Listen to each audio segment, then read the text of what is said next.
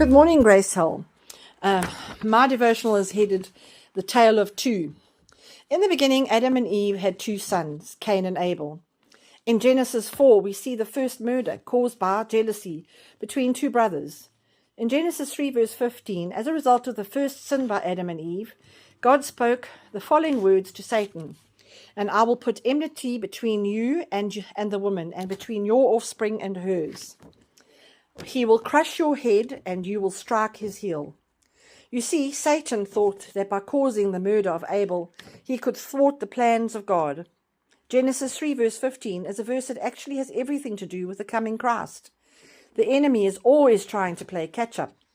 The next two that are important in the story of God is Ishmael and Isaac. As we read in Genesis 12 verse 2, God calls Abram, which means great father. "I will make you into a great nation, and I will bless you. I will make your name great, and you will be a blessing."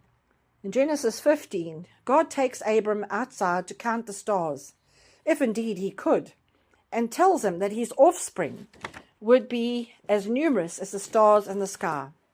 10 years later, with no offspring of his own to fulfill the promise handed to him by God, Abram listens to Sarai, which means the controlling one, and sleeps with Hagar, who gives birth to Ishmael. God's words over Ishmael was that he would be a wild donkey of a man.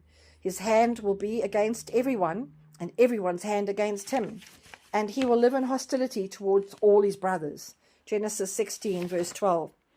In Genesis 17, God changes the parents' names. Abram becomes Abraham, father of multitudes, and Sarai becomes Sarah, princess.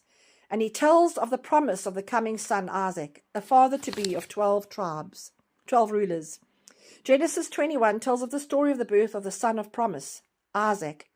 We also read of the jealousy between two women, the mothers of the two sons, Hagar and Sarah. Galatians 4 explains the allegory so well. Hagar, the law which we cannot keep and no man has been able to, and Sarah, grace and the new covenant given to set us free and give us new life. Two different paths, the law and the path of grace. Genesis 22 tells a beautiful story of the test God gave Abraham. Read carefully the words spoken to Abraham in verse 2. "Take your son, your only son Isaac, whom you love, and go to the region of Moriah." That's Jerusalem, the area of Calvary. Here we see so much significance in the telling once again of the promised Son of Christ. Here is the first mention of the Father's love for his Son. This was foretelling of the coming Messiah.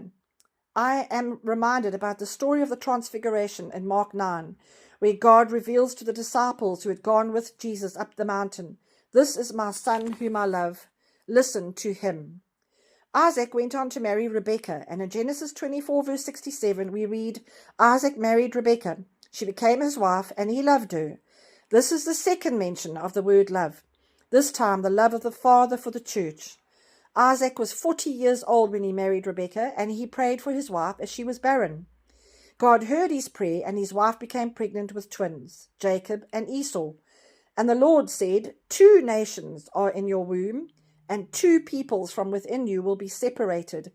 One people will be stronger than the other, and the other will serve the younger." Lastly, I am reminded about two paths, Deuteronomy 30 verse 19. "I have set before you life and death, blessings and curses. Therefore choose life, that you and your descendants may live." Two options for us to take. The law no longer holds us. Choose the way of life, and live to see the rewards that await us as children of promise and as descendants of Abraham. I wish you a good week further.